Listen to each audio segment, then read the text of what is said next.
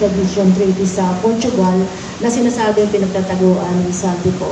From your end, mga sirs, is there any plan or pwede kayong makipag-coordinate with your counterparts sa Portugal para po makatulong kayo na mapauwi dito si Saldico? Okay, binanggit ko na po kanina no, na yes, tama po kayo doon, wala po tayong extradition treaty with Portugal. But is that going to, that's going to make it a bit difficult to get him back? Kasi wala kang prosesong pwedeng sundan.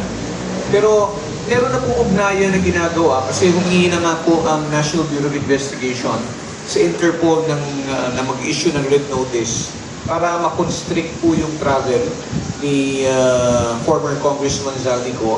Napakansila na rin po yung kanyang Philippine passport, no? Para, kumbaga, hindi siya basta-basta makabiyahe. But of course, we have to consider the fact na maaaring meron siyang Portuguese passport. Now, other measures that can be done or which will be undertaken also, similar to the case of former Congressman Teves.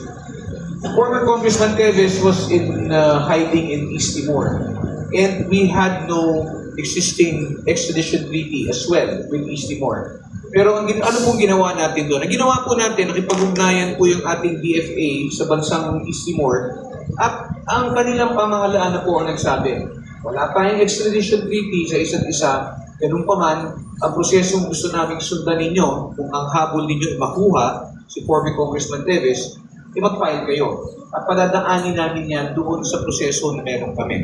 So, ganun po ang tinahak na andas niyan, kahit na walang extradition treaty. And I think if you're looking at yung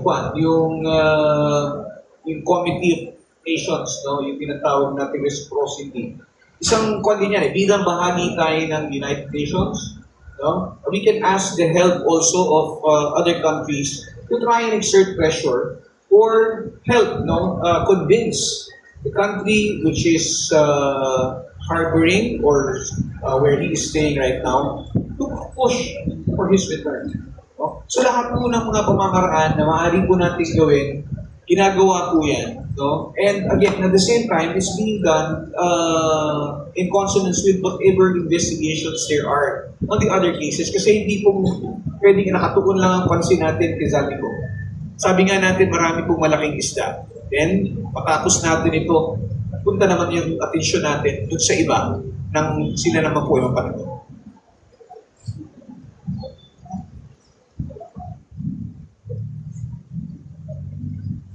Tama? Okay. Okay. From the lawmakers, we cannot pass any legislation compelling the other country to bring him back, no? Because yung legislation natin is only in effect in the Philippines, no? So officially, with regards to our official functions in Congress, wala kaming magagawa, no? Honestly, no? Pero napakaganda yung tanong nyo kasi napapaisip ako ano ba yung posibleng gawin unofficially. Siguro unofficially, the Speaker of the House could write to the head of the, hindi ko alam kung Parliament ba doon, o Parliament of Portugal, and state that he is now a fugitive and kung paano magkakatulungan para mapauwi siya. Yun siguro yung isang magagawa, no? Hindi ko, iniisip ko lang, of course, it's an unsolicited advice to the law enforcement agencies kung mas may weight ba kung magpapadala tayo ng isang team doon na from the law enforcement agencies to go there para mas kita na porsigido tayo. Iba kasi yung sumula tayo, iba yung mag-email tayo, iba yung may team na pupunta doon, yung law enforcement agency natin, at kung ano yung head, at yung pinakamalaking law enforcement agency nila, makipag-usap. Iba yung dating nun eh. Di ba? Nakipag-usap, face-to-face, ito, hinahanap namin si Zaldico. At mapaliwanag bakit nagre-request tayo na maipauwi dito. Kung gaano kalaki yung inaharap niyang kaso at kung anong epekto sa ating bansa ni Zaldico. Sa tingin ko, mas magiging, mas magkakaroon ng pag-uusad kung ganun yung gagawin.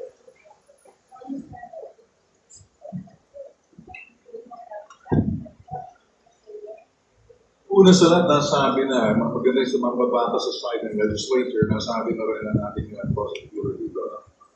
All those things, if you do it, what else can you do? You're exhausting all the effort from the standpoint of law enforcement, which is basically nasa ating Department of Justice. Legislature, sinabi na sa legislature naman, sinabi niya, this is the most that we can do. As far as you can do is basically work doon sa mga law enforcement. I like that yung sinabi ni Congressman Toby Chanco. It's more serious yung issue na we're coming here, we are from the NBI, all these National Bureau of Investigation and Philippine National Police. Going there was a team. And then going and talking with the law enforcement, it's very good. Ano ang appreciation na ng mga law enforcers to talk to also, may change yung laws nila to say, in every rule, there's always an exception. Maybe this case ni Saldico might just be an exception.